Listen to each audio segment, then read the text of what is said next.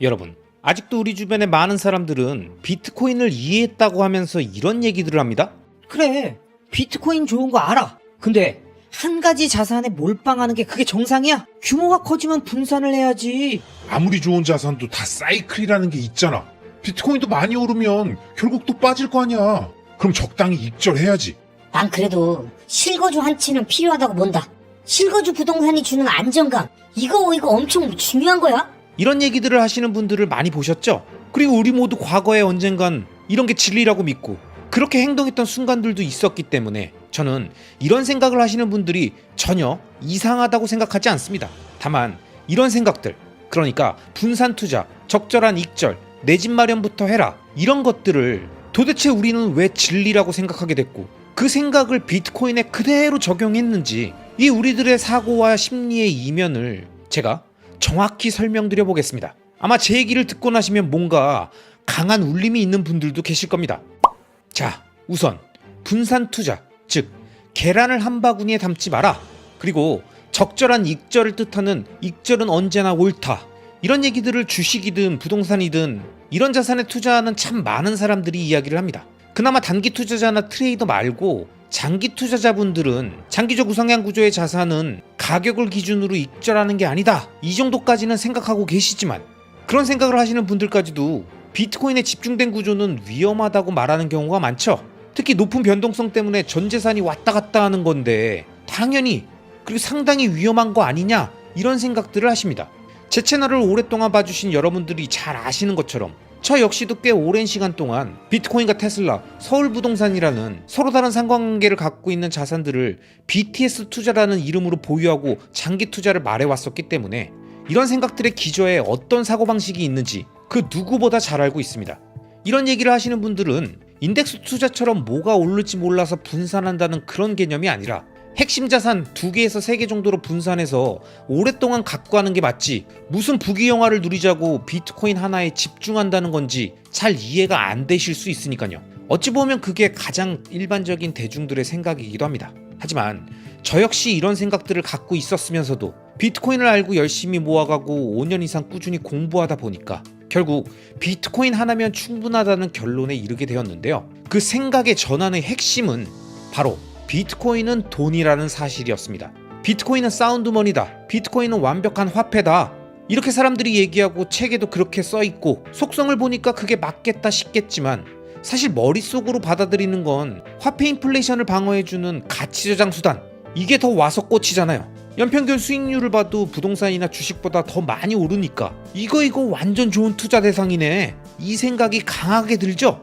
그러다 보니 결국 비트코인을 투자라고 생각하게 되고, 그러니까 변동성이 큰 자산이라고 느끼고, 아무리 연평균 상승률이 높아 보여도 변동성이 큰 자산에 올인은 위험하다는 그런 논리 전개 이후에 비트코인 좋은 건 알겠지만 자산의 포트폴리오의 수익률 극대화를 위해서 안전하게 자산의 2%, 10% 정도만 함께 담으면 좋다, 좀 더 과감하게 하려면 20에서 30% 정도까지도 할 수는 있다, 그리고 나머지는 적절히 분산해라, 이렇게 정리해버리는 거죠. 하지만 여러분, 앞서 제가 말씀드렸듯이 이 오류의 틀에서 벗어나려면 비트코인이 돈이라는 걸 정확히 이해하셔야 합니다.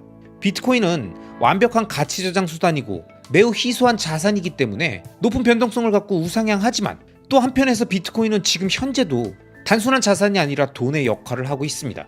대부분의 사람들이 생각하는 비트코인의 흐름은 뭐죠? 거래소에서 사고 안전하게 보관하라고 하니까 개인 지갑으로 옮기거나, 그것도 귀찮고 못하겠다는 사람은 그냥 업비트나 빗썸에 놔뒀다가 적당히 오르면 매도해서 현금으로 바꾸죠. 이런 분들의 일반적인 행동들은 전형적으로 비트코인을 자산으로 취급한 겁니다. 많이 오르는 자산을 판다, 익절해서 화폐로 바꾼다, 그러니까 세금이 없는 지금이 좋다, 나중에 세금이 생기면 어떡하냐, 이런 생각들인 거죠. 하지만 현재에도 많은 비트맥시들은 리다페이 같은 비트코인 충전식 비자 카드를 발행해서 전 세계 어디서든 그 카드로 원하는 물건을 사고 소비를 합니다. 즉 비트코인을 이 카드 지갑 주소로 보내서 체크카드처럼 충전해 놓고 필요할 때 그 금액 안에서 소비를 한다는 겁니다. 살다가 돈이 필요하면 이렇게 소비를 하고 돈이 생기면 다시 저축을 하고, 하지만 소비하는 양보다 저축하는 양이 더 많아서 계속 불어나는 구조를 만든다는 거죠. 자, 그럼 이렇게 체크카드처럼 사용하는 이 행위를 봤을 때 비트코인은 자산입니까? 돈입니까? 실제로 현금이 들어있는 은행 통장에 연계되어 있는 체크카드를 쓰는 것과 동일한 방식이니까 이건 당연히 돈인 거죠. 심지어 미국에서는 스트라이크 앱을 통해서 공과금도 낼 수 있습니다. 자, 그럼 이건 단순한 자산이 아니죠. 부동산으로 카드값 결제가 되나요? 주식으로 결제됩니까? 아니죠. 이게 근본적으로 비트코인이 다른 자산들과 다른 이유입니다. 또 다른 얘기 해볼까요? 거래소가 아닌 자신의 개인 지갑으로 비트코인을 옮긴 비트코이너, 비트맥시들은 매월 규칙적인 소비 외에 추가적인 돈이 필요해서 비트코인을 좀 팔아야 되면 업비트로 보내는 게 아닙니다. 빗썸으로 보내는 게 아니에요. 그럼 어떻게 하냐? 일단 아는 비트코이너들한테 먼저 물어봅니다. 비트코인 살 사람이 있는지. 그럼 마침 그 중에 현금이 있어서 비트코인 사고 싶은 사람이 자기한테 팔라고 하고, 그럼 그 사람한테 주고 당근 거래처럼 현금을 계좌로 받습니다. 그냥 아는 지인들끼리 거래하는 거예요. 그러니까 거래소를 잘 안 갑니다. 어차피 계속 모아가는 과정이니까 많은 양의 비트코인을 파는 게 아니니까요. 대부분의 비트맥시들은 최대한 현금은 안 들고 있고 비트코인으로 다 옮겨서 갖고 있다가 이벤트로 돈이 필요하면 조금 팔고 돈이 생기면 그때그때 저축하듯이 비트코인으로 옮기는 거예요. 나는 지금까지 비트코인을 단 한 번도 팔지 않았다. 이게 대단한 게 아니라 비트코인을 돈이라고 생각하고 돈 생길 때마다 계속 저축해야겠다. 열심히 저축했다가 꼭 필요한 소비가 있으면 연계카드로 결제해서 쓰던 지인한테 당근 거래하듯이 넘겨주고 법정화폐를 얻어서 소비를 하는 겁니다. 마치 외국 갈 때 환전을 해야 하듯이 그렇게 이 법정화폐 세계에서 사용해야 할 돈이 필요하면 그때그때 비트코인으로 환전을 하는 거라는 겁니다. 이해가 되십니까? 또 하나 알려드릴까요? 우리가 지갑 간 이동하다 보면 전송되는데 한 10분 정도 걸리니까 거래수단으로 쓰기엔 느리다는 생각을 하시는 분들도 계신데요. 물론 아시죠? 거래소에서 개인 지갑으로 보낼 때 시간 오래 걸리는 건 비트코인 네트워크가 느린 게 아니라 거래소가 굉장히 오랫동안 붙잡고 안 놔주는 겁니다. 그게 아니라 일반적인 지갑 간 이동은 대충 10분 내외에서 해결이 됩니다. 암튼 그래도 느리다고 생각해서 이걸 개선한 라이트닝 네트워크라는 게 있습니다. 비트코인을 기반으로 해서 빠른 가치 전송이 가능하게 해주는 레이어 2 솔루션 같은 건데요. 이 방식을 이용해서 비트코이너나 비트맥시들은 전국에 있는 비트코인 상점들에서 결제도 하고 온라인 상점에서 책도 사고 약국도 가고 헬스장도 가고 고기도 먹고 이것저것 다 합니다. 이 과정에서 비트코인을 주고받는 거죠. 이걸 하기 위해서 거래소를 갑니까? 아니죠. 거래소는 필요 없죠. 왜냐? 자산을 파는 게 아닙니다. 그냥 돈을 쓰는 거예요. 비트코인을 주고 원하는 재화를 얻는다고요. 이걸 지금도 하고 있다니까요. 자, 지금 제가 설명드렸던 이 행위들, 그러니까 비트코인 체크카드로 물건도 사고 당근하듯이 비트코인을 주고받고 온라인이나 오프라인 상점에서 비트코인으로 결제하는 이 행위들을 경험하다 보면 결국 이런 생각으로 넘어갑니다. 아니 잠깐만, 비트코인은 자산의 개념에서도 완벽한 가치 저장 수단이라서 그 어떤 자산보다 많이 오르는데 그 무엇보다 희소한 자산인데 거기에다가 언제든 어디서든 쓸 수 있는 자유로운 돈이네? 근데 이런 게 또 있나? 없잖아. 희소한 가치 저작물이면서 언제든 매도 같은 개념 없이 어디서든 결제하고 주고받으며 내가 원하는 것들을 살 수 있는데 가격은 부동산 주식보다 훨씬 더 많이 오른다고? 아직도 사람들이 이걸 잘 몰라서. 딱 이 순간 아니 그냥 딴 거 다 필요 없고 그냥 이거 하나만 갖고 있으면 되겠는데? 아니 고민 없이 이거 하나만 계속 저축하면서 본격적인 소비는 최대한 늦게 할 수 있게 열심히 일하면서 살면 되겠네. 이렇게 된다는 겁니다. 여러분은 비트코인을 뭐라고 생각하셨습니까? 그냥 투자 대상, 자산이라고 생각했으면 계속 포트폴리오 구성, 비율, 분산, 익절 시점 이런 것들만 생각하고 있었을 테고 비트코인을 돈이라고 생각했으면 개인 지갑으로 옮겨서 저축했다가 인생의 구간구간에 돈이 필요하면 소비하고 현금이 더 생기면 또 저축하는 그런 삶을 살고 계시겠죠? 그러니까 이런 마인드여야 최대한 다른데 한눈 팔던 돈들 다 싹 다 긁어 모아서 비트코인 많이 모아서 저축하게 되고 그렇게 큰 규모로 몇 년 갖고 있었더니 자산 규모가 점점 커지니까 당연히 더 용감하고 과감한 행동을 하고 자신의 환경 안에서 자신의 금융 조건 안에서 최선의 노력을 하면서 비트코인을 지키고 불려나가는 겁니다. 그리고 결국 변동성이 크다 뭐다 다 해도 그렇게 비트코인을 계속 늘려온 사람들이 시간이 지나면 지날수록 점점 부유해지고 있다는 걸 지난 5년, 10년의 역사에서 봤잖아요. 지금도 계속되고 있고요. 그러면 깨달아야 하는 겁니다. 아, 내가 틀렸을 수도 있겠구나. 엄청 싸가지 없어 보였던 비트맥시들의 말이 맞았을 수도 있겠구나. 아니라고 부정할 게 아니라 나도 빨리 깨닫고 알아야겠다. 잘못된 생각과 방향을 정배열시켜야겠구나. 이런 생각을 하는 게 물론 생각보다 어렵겠지만 현명한 접근이라는 거죠. 누군가는 빨리 깨우쳤고 누군가는 좀 더 늦게 깨우쳤고 나는 이제서야 눈치챘으니까 너무 늦은 거 아닌가? 공평하지 않은 거 아닌가? 이런 게 아니라 그들이 그 정도 단계까지 생각이 다다르려면 도대체 얼마나 많은 책을 읽고 강의를 듣고 토론을 한 걸까? 결국 그들은 그 노력의 대가를 얻은 거였구나. 이렇게 생각해야죠. 그리고 늦었다는 황당한 생각들 집어치우고 아직도 전 세계의 1%의 사람들만 비트코인을 이해하고 있는 이 순간, 이걸 깨달았음에 감사해야 하는 게, 이 순간 태어나서 돈을 벌고 있음에 감사해야 하는 게 이게 맞다는 겁니다. 여러분, 지금은 축복의 시기입니다. 끊임없는 화폐 인플레이션에 대항하기 위해서 부동산, 주식, 분산 투자 포트폴리오 이런 온갖 정보들 열심히 공부하고 익혀서 겨우겨우 인플레이션 7% 방어하던 우리 선배들 시대와는 다르게 비트코인이 등장했잖아요. 완벽한 가치 저장 수단이면서 돈으로 쓸 수 있는 이 말도 안 되는 발명품이 이 세상에 뿌려져서 내가 마음만 먹으면 사서 개인 지갑으로 힘들지만 어렵지만 옮길 수 있는 이 시기가 얼마나 감사합니까?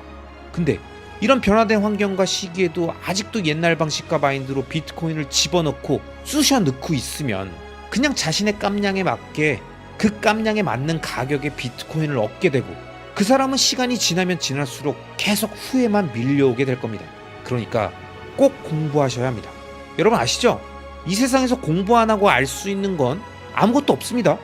자신이 똑똑하다고 착각하지 말고 비트코인 잘한다고 깝치지 말고 늘 겸손한 마음으로 계속 공부하고 돈을 저축하듯이 비트코인만 계속 열심히 모으고 가지고 있던 다른 자산들의 돈을 비트코인으로 계속 옮기다 보면 가격이 오르던 내리던 완벽히 평온한 수도승의 마인드에 부유해진 가정과 행복을 얻게 되실 겁니다. 아시겠죠? 저는 가지고 있던 테슬라와 서울부동산을 팔아서 모두 비트코인으로 옮겼습니다. 이제 제 채널의 구독자님들은 대부분 알고 계시죠? 하지만 아직도 많은 분들이 이렇게 물어보십니다. 어떻게 주식, 부동산 다 팔고 비트코인을 살 수가 있냐? 왜 좋은 기업인 테슬라를 팔고 왜 좋은 입지의 서울부동산을 팔고 비트코인만 사는 거냐? 아무리 비트코인이 좋아도 그건 아니지 않냐? 이런 말씀들을 하시기 때문에 오늘은 이 주제에 대해서 아주 디테일하게 설명해 드릴 겁니다. 이 영상을 보고 나면 여러분들이 생각하시는 투자라는 것의 진짜 실체에 대해서 정확히 알게 될 겁니다. 주식, 부동산 팔아서 비트코인 산 걸 의아해 하시는 분들께 저는 비트코인을 깊게 공부하면, 그래서 깨달으면 누구나 그렇게 됩니다. 그게 자연스러운 겁니다. 이렇게 말해왔는데요. 요즘엔 생각이 바뀌었습니다. 여러분, 아무리 비트코인 이해하고 깨달아도 주식 다 팔고 서울부동산 팔아서 비트코인으로 옮기는 건 아무나 하는 게 아닙니다. 아무나 못합니다. 왜냐? 용기가 있어야 돼요. 갑바가 없고 새가슴이면 아무리 머리로 이해하고 비트코인을 정확히 깨달았다고 하더라도 못하는 겁니다.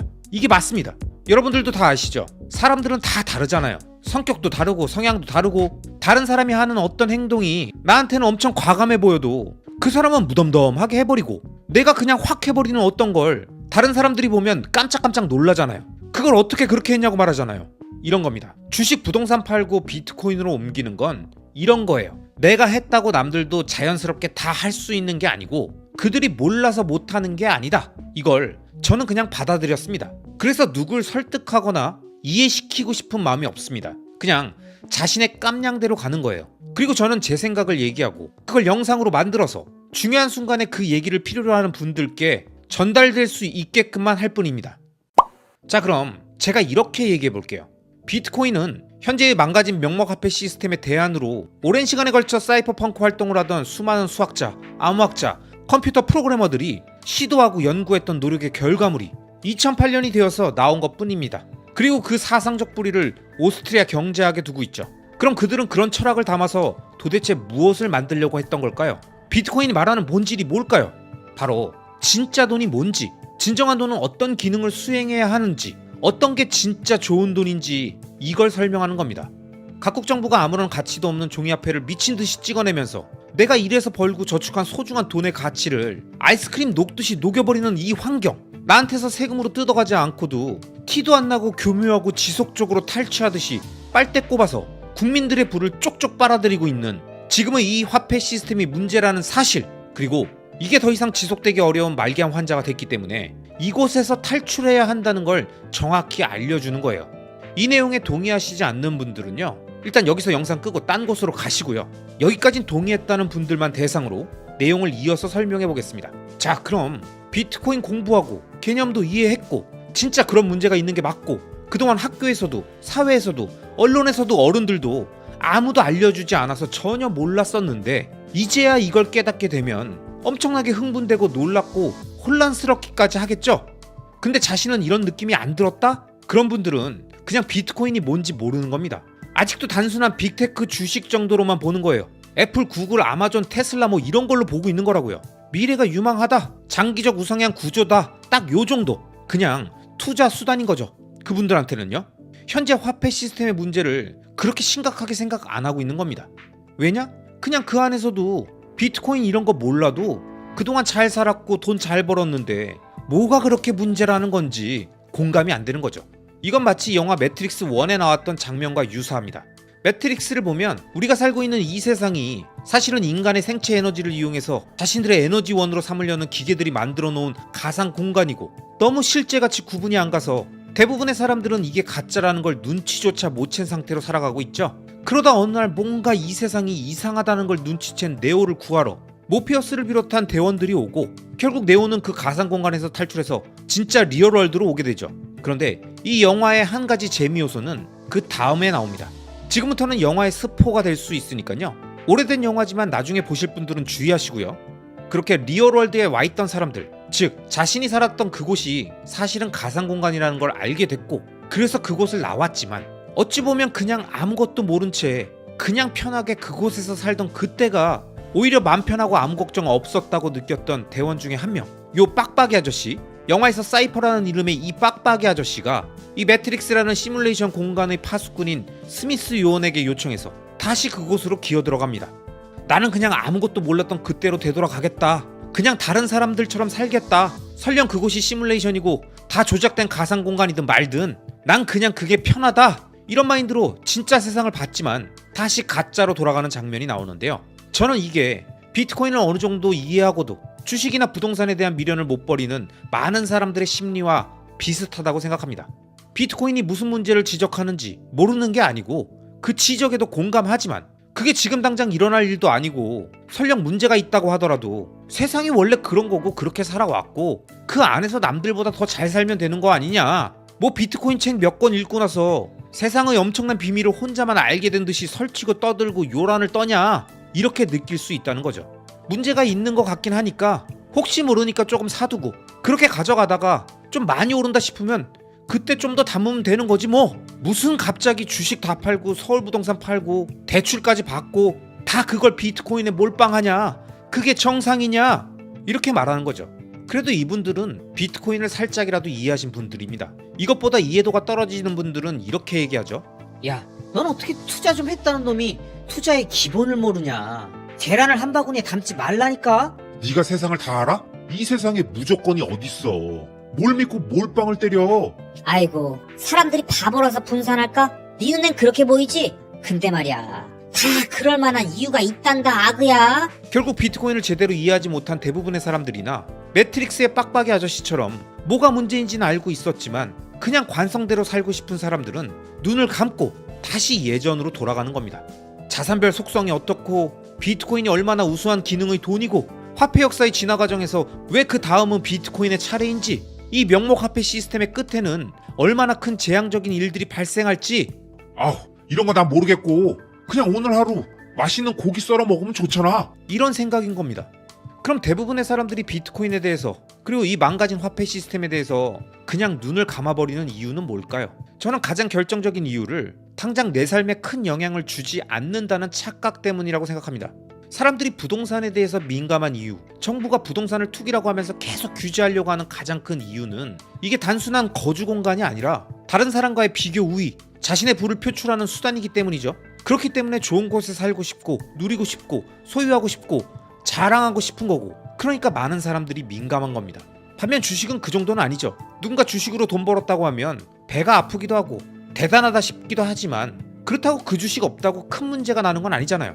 그래서 좀 덜 예민합니다. 하지만 특정 기업이 잘 나가면 일상 속에서 그 기업의 제품들이 보이고 뉴스에 CEO가 계속 나오고 매출과 영익이 분기 단위로 공개되고 눈앞의 흐름이라는 게 쫙 변화로 느껴지잖아요. 엔비디아, 팔란티어, 테슬라 같은 세계적인 기업에 투자한다면 자신의 자본이 미래 산업을 이끌고 있다는 그런 생각을 할 수도 있겠죠. 실제 소유권이 있냐 없냐, 온전한 나의 자산이냐 아니냐를 떠나서요. 어쨌든 주식도 눈에 보입니다. 하지만 비트코인은 우리 눈에 잘 보이지 않습니다. 뉴스에는 맨날 가격 얘기는 나오고 미국이 어쨌고 저쨌고 말은 많은데 실제 내 삶에서 없다고 뭐 그닥 불편한 것도 없고 조금 들고 있어도 뭐 딱히 엄청 큰 장점이 없어 보이죠? 비트코인이 뭔지 모르니까요. 그러니까 예민하지 않은 거죠. 적당히 포모 오지 않을 정도만 들고 있으면 될 것 같고 어차피 변동성 크게 흔들리고 사이클 따라서 폭락할 텐데 급할 것 없다는 생각, 폭락하면 사면 된다는 생각, 적당히 담으면 된다는 생각, 이런 투자적인 마인드로 비트코인을 바라보는 겁니다. 그런데 이들은 정작 엄청나게 중요한 걸 모르고 있습니다. 우리가 사는 삶에서 거주할 집도, 산업을 발전시킬 기업도, 내가 노동을 하고 얻은 월급과 소득, 정부가 거둔 세금과 찍어내는 국채도 이 모든 게 전부 다 돈이라는 걸 기반으로 경제가 돌아가고 그 안에서 우리의 인생이 결정됩니다. 자신의 행복이 결정되는 거라고요. 그런데 돈은 공기 같아서 그 실체가 잘 보이지 않죠. 이 시스템이 어떻게 굴러가는지 잘 느껴지지 않죠. 그러니까 이 중요한 거에 관심이 없는 겁니다. 돈이라는 게 뭔지, 우리가 현재 살고 있는 국가가 금의 가치를 기반으로 화폐를 발행하던 걸 끊어버리고 자기 마음대로 화폐 인플레이션을 만들고 있는 이 말도 안 되는 현재의 시스템이 인류 역사에서 고작 50여 년밖에 안 됐다는 이 사실을 모르는 사람들도 엄청 많죠. 그냥 원래부터 이랬는 줄 알고 있는 거예요. 이 시스템이 한계에 부딪혀서 새로운 변혁이 일어날 땐 무엇이 그 변혁을 이끌지, 무엇이 우리의 삶과 행동에 큰 변화를 만들어낼지, 이 매우 중요한 부분에 대해서 조금만 생각해 본다면 비트코인이란 존재는 주식이나 부동산 같은 아주 지엽적인 경제의 한 요소가 아니라 경제 시스템 전반을 뒤흔드는 근본 요소라는 걸 빨리 깨달아야 한다는 거죠. 단순히 눈에 보이지 않고 지금 당장 내 삶에 영향이 없어 보여도 공기가 오염되면 살 수 없고 언어가 파괴되면 소통할 수 없듯이 돈이 망가지면 살 수 없는 겁니다. 돈이 망가지면 아무리 열심히 일해도 돈이 쌓이지 않고 어렵게 투자해서 불려놓은 내 부동산의 가치, 내 주식의 가치가 끊임없이 녹아내리는 거라니까요. 그럼 부동산이 중요하고 주식이 중요합니까? 돈이 중요합니까? 무엇이 우리의 인생에서 올바르게 세워야 할 대상이냐고요. 내가 관심 가져야 할 대상이냐고요. 그런데도 대부분의 사람들은 이런 행위들이 서서히 일어나니까 조금씩 온도가 올라가는 끓는 물 속의 개구리처럼 자신이 죽어가는 것도 모르고 뜨끈하다면서 눈을 감고 있는 겁니다. 그런데 문제는 눈을 감는다고 뭐가 달라집니까? 아니죠. 그냥 피하는 겁니다. 겁이 나고 잘 모르겠고 그냥 내가 익숙하고 잘 아는 거 그것들만 하면 어떻게든 문제가 해결되지 않을까? 뭐 큰일이 있겠어? 이렇게 생각하면서 우리들의 엄청나게 소중한 이 시간들을 계속 날리고 흘려보내고 있는 거라니까요. 그래서 여러분, 비트코인에는 용기가 필요합니다. 그냥 공부해서 많이 알면 된다 이런 게 아니라요. 용기가 필요해요. 망가진 세상을 똑바로 바라볼 용기, 관성에서 벗어날 용기, 주변의 시선들을 이겨낼 수 있는 용기, 가족들을 설득할 수 있는 용기, 우리에겐 이런 것들이 필요합니다. 그래야 자신이 지식으로 쌓은 생각을 행동으로 옮기고 무서워서 감으려고 했던 눈을 다시 뜨고 세상을 똑바로 바라볼 수 있는 겁니다. 그럼 결국 부동산 실거주 한 채의 안정감, 이 감정의 실체는 뭐죠? 이 900조의 전세계 부는 크게 두 가지로 나뉩니다. 절반인 450조 달러, 즉 62경 5천조 원에 해당되는 금액은 실사용 가치 때문에 존재하는 시장이고요. 나머지 절반은 가치 저장을 위한 시장입니다. 결국 부동산이라는 것 역시 가치 저장 기능을 위해서 구매하는 것이며 그 기능이 제대로 작동하고 있을 때 그때 안정감을 느낀다는 겁니다. 그리고 그 안정감의 본질인 가치 저장 기능을 제공하는 전 세계 부의 시장은 끊임없이 이 기능을 더 잘 구현할 수 있는 그 대상을 향해 이동하고 그곳으로 돈이 몰린다는 겁니다. 자, 그럼 지금 현존하는 그 무엇이 전 세계에서 가장 가치 저장을 잘해주고 있는 거죠? 그 무엇이 가장 큰 안정감을 주냐는 겁니다. 비트코인이라는 게 그냥 보이잖아요. 이건 팩트니까요. 여러분, 우리 주변에 있는 많은 사람들은 늘 이런 말을 합니다. 투자하기 전에 집부터 사. 땅은 배신하지 않는다. 개털대고 후회하지 말고. 아무리 그래도 실거주 한 채는 있어야지. 실거주 부동산이 주는 안정감, 이게 얼마나 소중한데. 주식이나 코인이나 다 변동성 큰 놈들이잖아. 그런 것만 갖고 있으면 정상적인 생활이 되겠냐? 부동산으로 딱 중심을 잡아줘야지. 대부분 부동산이 갖는 금융자산 대비 적은 변동성과 실거주가 가능한 필수제라는 점을 강조하는 얘기들이 대부분인데요. 일단 여기서 말하는 실거주 한 채가 주는 안정감, 즉 심리적 안정감이라는 게 뭘까요? 대부분의 분들에게 이 안정감이 뭐냐고 물어보면 이런 말들을 하십니다. 그거 있잖아. 여긴 내 집이다. 남 눈치 안 보고 사는 내 집. 내 집 안에 있으면 평온하잖아. 아, 그래도 이 집은 내 거다. 이거. 결국 이 이야기들을 정리해보면 실거주 부동산에 살고 있으면 남 눈치 안 보고 편하게 살 수 있다. 내 마음대로 인테리어도 하고 멋지게 꾸미고 살 수 있다. 이런 부동산의 실사용 가치를 심리적 안정감이라고 말한 것 같죠? 근데 여러분, 여기엔 사실 실사용 가치보다 훨씬 중요한 이유가 숨겨져 있습니다. 그게 바로 이거죠. 그렇게 내 집에 살면서 10년만 지나지? 그럼 주식 코인 다 빠져도 이놈은 많이 올라 있다니까. 그러니까 대출 끼고 제일 좋은 거 사서 엉덩이 깔고 앉아서 버티라고. 바로 요거 이겁니다. 즉 가격이 오른다. 내가 가진 큰 규모의 자산이 장기간에 걸쳐 올랐다. 그래서 든든하다. 이 가치 저장 기능에 대한 요소가 실사용 가치보다 훨씬 큰 거죠. 그걸 어떻게 하냐고요? 간단합니다. 일단 처음엔 극단적으로 말해볼까요? 이 세상에 그 누구도 10년 전에 10억을 주고 산 부동산이 1억이 됐는데 실거주하기 아주 좋았다면서 안정감이 있다고 만족스럽다고 말하진 않을 거라는 거죠. 그냥 꼴도 보기 싫다고 하겠죠. 안 그렇습니까? 이건 10억짜리가 5억이 되든 10억짜리가 7억이 되든 똑같겠죠. 집이 아무리 아늑하고 인테리어가 잘 돼 있으면 뭐합니까? 10년 살았더니 자산 가치가 확확 빠졌다면 그런 집에 살고 있으면서 그 누구도 안정감이라는 걸 느끼지 않는다고요. 자, 그럼 결국 부동산 실거주 한 채의 안정감, 이 감정의 실체는 뭐죠? 그동안 얼마나 가치 저장을 잘해줬는가? 바로 이것이고, 이 측면에서 그동안 부동산이 대출이라는 무기를 활용해서 주식보다 안정적으로 가치 저장과 증식의 도구로 쓰였기 때문에 서울 부동산은 걱정하는 게 아니다. 강남 불패, 최대한 영끌, 이런 생각들로 과감한 선택을 하고도 비교적 마음이 편하게 느꼈다는 거죠. 하지만 여러분, 이 생각을 좀만 더 깊게 들어가 보면 다른 관점을 볼 수 있습니다.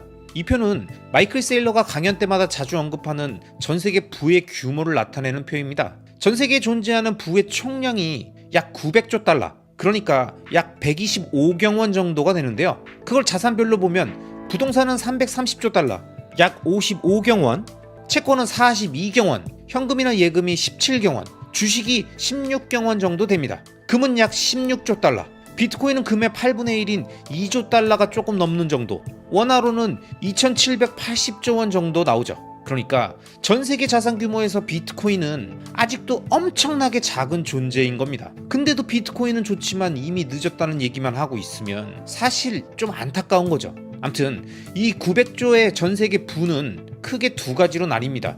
절반인 450조 달러, 즉 62경 5천조 원에 해당되는 금액은 실사용 가치 때문에 존재하는 시장이고요. 나머지 절반은 가치 저장을 위한 시장입니다. 여기서 중요한 건 실사용 가치의 시장, 즉 실거주 부동산, 장사를 하기 위해서, 사업을 하기 위해서 필요한 토지나 건물, 단기적 거래와 소비를 하는데 필요한 예금, 기업과 정부가 재정을 확보하는 목적으로 발행하는 채권, 기업이 경영권 방어를 하기 위해 보유하는 주식, 이런 것들은 실제 사용 목적이 있고 이걸 위해 존재하는 시장이기 때문에 그 수요가 앞으로도 계속 존재할 가능성이 높죠. 하지만 그 반대쪽에 있는 절반의 부, 그 450조 달러의 부가 담겨있는 가치 저장 목적의 시장 자금들은 실제 사용 가치가 아니라 온전히 자신의 부를 명목 화폐로부터 안전하게 지키고 화폐 인플레이션 대비 더 높은 가치를 오랫동안 인정받을 수 있는 곳으로 끊임없이 이동한다는 겁니다. 자, 그럼 한번 생각해보세요. 제가 앞에서도 말씀드렸지만 실거주 한 채가 주는 안정감이라는 건 진짜 그 집에 살고 있는 실사용 가치만을 말하는 게 아니라 사실 그 본질은 갖고 있었더니, 계속 살고 있었더니 남들 부동산보다 더 가격이 많이 올랐네? 적어도 남들만큼 올랐네? 이렇게 말하고 생각하는 바로 이 가치 저장에 있다는 그 얘기를 드리는 겁니다. 가치 저장이 제대로 되고 있지 않은 망가진 아파트와 썩빌라를 들고 있으면서 실거주 한 채가 주는 안정감을 말하는 사람은 거의 없다는 거죠. 자, 정리하면 결국 부동산이라는 것 역시 가치 저장 기능을 위해서 구매하는 것이며 그 기능이 제대로 작동하고 있을 때, 그때 안정감을 느낀다는 겁니다. 그럴 때 그 집에 살면서 오랫동안 보유했던 사람들이 실거주 한 채의 안정감, 이걸 말한다는 거죠. 그리고 그 안정감의 본질인 가치 저장 기능을 제공하는 전 세계 부의 시장은 끊임없이 이 기능을 더 잘 구현할 수 있는 그 대상을 향해 이동하고 그곳으로 돈이 몰린다는 겁니다. 그리고 그렇게 가치 저장 기능을 잘 구현하고 있는 자산을 들고 있는 사람은 그게 부동산이든 주식이든 비트코인이든 예술품이든 그 무엇이 됐든 그것으로부터 안정감을 느끼는 겁니다. 그럼 우리가 생각해야 할 건 뭘까요? 바로 미래의 그 무엇이 우리들의 돈을 안전하게 지켜주며 가치를 잘 저장해 줄 수 있을 것인가? 이게 핵심이겠죠? 그걸 지금까진 대한민국 사람들은 실거주 한 채의 부동산에서 느꼈고, 미국 사람들은 미국 주식으로 구성된 퇴직연금에서 느꼈고, 또 다른 누군가는 자신이 강하게 신뢰하는 어떤 가치 저장 수단으로부터 느꼈을 테니까요. 이 시점에서 중요한 그래프를 보여드리겠습니다. 이건 마이클 세일러가 인용했던 2020년부터 2025년까지의 각 자산별 수익률 그래프입니다. 부동산이나 금 같은 건 말할 필요도 없고, 전 세계에서 가장 잘 나가는 7개 기업인 매그니피센트 7의 연평균 수익률보다도 비트코인은 2배 이상 높습니다. S&P보다는 4배 이상이고요. 자, 그럼 지금 현존하는 그 무엇이 전 세계에서 가장 가치 저장을 잘해주고 있는 거죠? 그 무엇이 가장 큰 안정감을 주냐는 겁니다. 비트코인이라는 게 그냥 보이잖아요. 이건 팩트니까요. 근데 이게 5년의 일시적인 거라고요? 아니죠. 더 긴 시간으로 하면 점점 비교조차 안 됩니다. 이 그래프는 과거 10년간의 S&P 500 대비 비트코인의 수익률입니다. 보세요.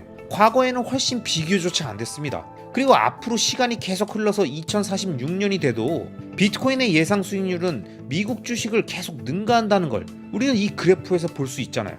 그러니까 이런 사실을 알고 비트코인이 완벽한 가치 저장 수단이고 그 무엇보다 뛰어나기 때문에 실거주 한 채보다 더 높은 안정감을 준다고 생각하는 사람들은 지금 뭘 하고 있겠습니까?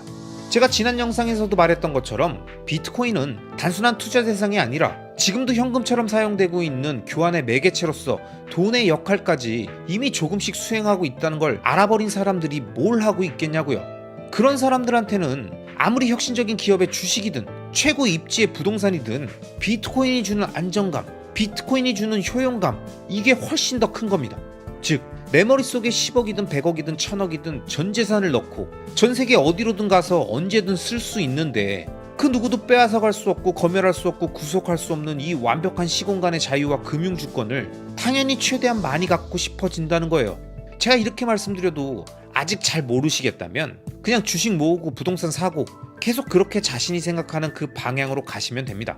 하지만 제가 확실하게 말씀드릴 수 있는 건 이걸 한번 정확히 깨달으면요, 다시는 반대 방향으로, 그러니까 다시는 비트코인 팔아서 주식 사고 부동산 사는 쪽으론 절대 돌아가지 않는다는 거죠. 왜냐? 비트코인이 주는 안정감, 이게 훨씬 크니까요.